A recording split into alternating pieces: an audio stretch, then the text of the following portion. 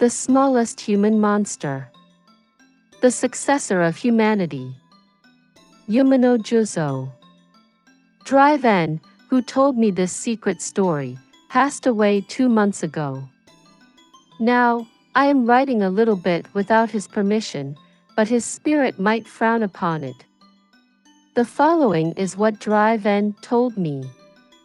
On the afternoon of December 26, 1926, I encountered an unprecedented monster in the mountains of Kirishima. At the time, I was continuing my research into the ecology of animals in the winter mountains. I set up camp and lay awake in the mountains for several weeks. I was deep in the mountains, and I didn't see any woodcutters or even hunters. I felt like I was the only one occupying this deep mountain, and my heart was filled with excitement. One morning, I woke up and left the camp, and it was completely white outside. It had snowed during the night, and that day I met a monster. The monster was near where meltwater had fallen and formed a puddle.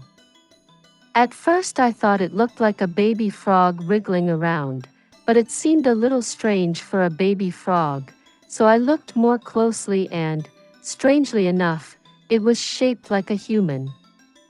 However, it was not human.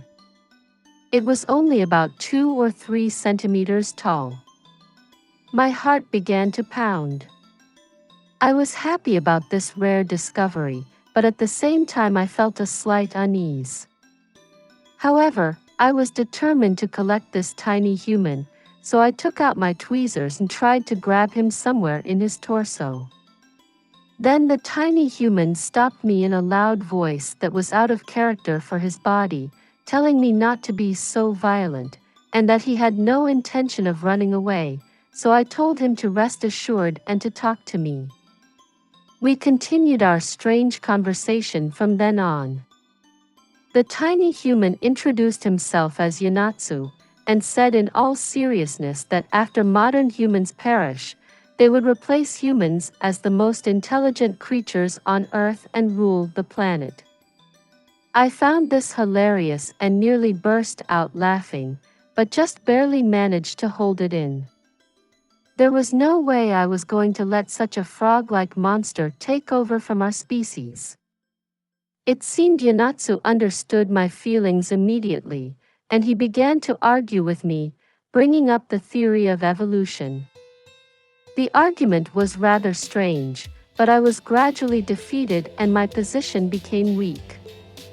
I had no choice but to accept Yanatsu's assertion that apes evolved from ape men from humans, and then humans evolved from higher humans, that is, tiny humans like Yanatsu, to rise to power.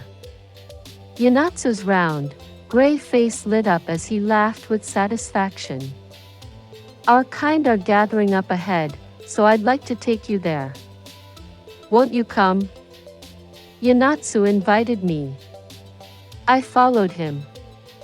It was frightening, but I also wanted to see what these people, waiting for the next era, looked like. I followed Yanatsu, and sure enough, there was a cave where 400 or 500 tiny humans had gathered. They didn't make a fuss when they saw me. Rather, I felt like they were looking at me with pity, which made me shrink back even more. I was also introduced to Yanatsu's wife. She also had a round, gray face, long hair hanging down her back, and her ears and eyes were beautifully done. She told me she was going to treat me, and lit a kind of incense. It was the most alluring fragrance I had ever smelled in my life. I lay down there, entranced.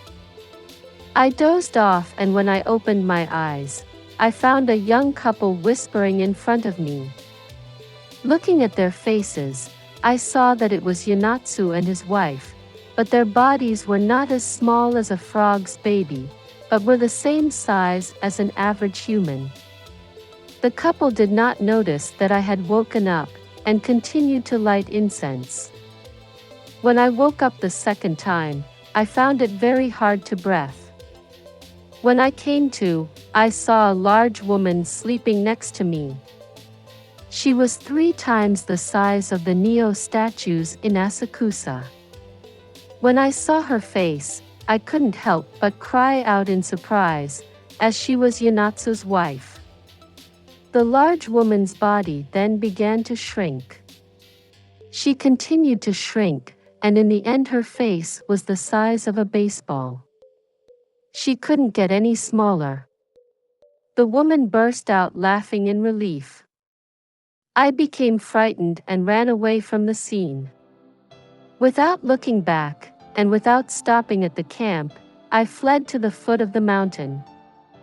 Years later, I saw Yanatsu's wife's face again. It was in a display box at the Ueno Science Museum. She had the same round, gray face as when I last saw her, a faint smile on her face, and long, black hair hanging down behind her. The display description in the box said that it was made by peeling off the skin and hair of a certain tropical human race when they died, and then drying it. At that time, I was sure I had seen 3 similar bizarre heads lined up, but when I went back later, there were only 2. I asked the museum staff about this again and again, but they insisted that there had always been only 2 heads, and that there was no doubt that there were never 3.